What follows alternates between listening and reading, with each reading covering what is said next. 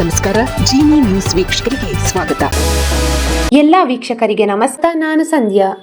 ಮಂತ್ರಿ mall ಹಿಂಭಾಗದಲ್ಲಿ 5.5 ಕೋಟಿ ವೆಚ್ಚದಲ್ಲಿ ಪಾದಚಾರಿ ಸಬ್ವೇ ನಿರ್ಮಾಣ. ಮಲ್ಲೇಶ್ವರಂನ ಮಂತ್ರಿ ಮಾಲ್ ಹಿಂಭಾಗದಲ್ಲಿ ಸಾರ್ವಜನಿಕರ ಸುರಕ್ಷಿತ ಸಂಚಾರಕ್ಕಾಗಿ 5.5 ಕೋಟಿ ವೆಚ್ಚದ ಪಾದಚಾರಿ ಸುರಂಗ ಮಾರ್ಗವನ್ನು ನಿರ್ಮಾಣ ಮಾಡಲಾಗುತ್ತದೆ. ಕೇಂದ್ರ ರೈಲ್ವೆ ರಾಜ್ಯ ಸಚಿವ ವಿ ಸೋಮಣ್ಣ ಹೇಳಿದ್ದಾರೆ. ರೈಲ್ವೆ ಹಳಿಗಳನ್ನು ದಾಟುವ ವೇಳೆ ಸಂಭವಿಸುವ ಅಪಘಾತಗಳನ್ನು ತಡೆಯುವ ಮತ್ತು ಸುರಕ್ಷತೆ ಒದಗಿಸುವ ನಿಟ್ಟಿನಲ್ಲಿ ಈ ಮಹತ್ವದ ಯೋಜನೆಗೆ ಚಾಲನೆ ನೀಡಲಾಗುವುದು ಎಂದಿದ್ದಾರೆ.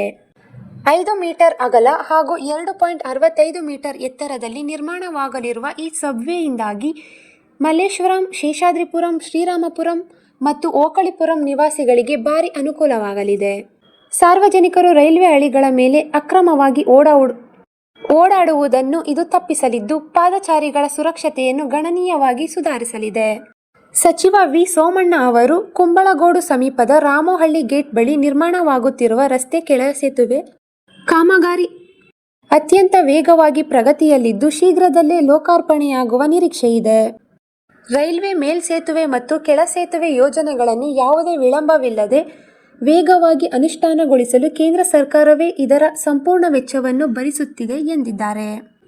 ರಾಜ್ಯದ ರೈಲ್ವೆ ಯೋಜನೆಗಳ ಪ್ರಗತಿ ಕುರಿತು ಮಾಹಿತಿ ನೀಡಿದ ಸಚಿವರು, ಅಂದಾಜು 485 ಕೋಟಿ ವೆಚ್ಚದಲ್ಲಿ ಕೈಗೆತ್ತಿಕೊಳ್ಳಲಾಗಿರುವ ಬೆಂಗಳೂರು ಕಂಟೋನ್ಮೆಂಟ್ ರೈಲು ನಿಲ್ದಾಣ ಮರು ಅಭಿವೃದ್ಧಿ ಕಾಮಗಾರಿ ಹಾಗೂ ಯಶವಂತಪುರ ರೈಲ್ವೆ ನಿಲ್ದಾಣದ ಆಧುನೀಕರಣ ಕಾಮಗಾರಿಗಳು ನಿಗದಿತ ವೇಳಾಪಟ್ಟಿಯಂತೆ ಸಾಗುತ್ತಿವೆ ಎಂದರು. ಇದರೊಂದಿಗೆ ಯಲಹಂಕದಲ್ಲಿ ಮೆಗಾ ಕೋಚಿಂಗ್ ಟರ್ಮಿನಲ್ ನಿರ್ಮಿಸಲು ಯೋಜಿಸಲಾಗಿದೆ. ಇನ್ನುಳಿದಂತೆ ತುಮಕೂರು, ದಾವಣಗೆರೆ ಹಾಗೂ ರಾಯದುರ್ಗ ತುಮಕೂರು ರೈಲು ಮಾರ್ಗ ಯೋಜನೆಗಳನ್ನು ಆದ್ಯತೆಯ ಮೇರೆಗೆ ಅನುಷ್ಠಾನಗೊಳಿಸಲಾಗುತ್ತಿದೆ.